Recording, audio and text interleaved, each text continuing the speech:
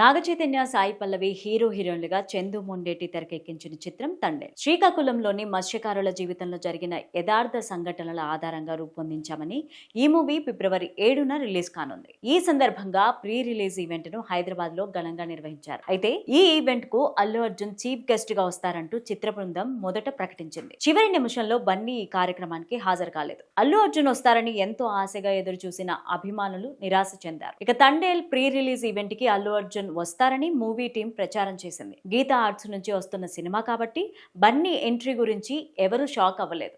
కానీ ఇటీవలి కాలంలో బన్నీ కొన్ని ఇబ్బందుల్ని ఎదుర్కోవాల్సి వచ్చింది.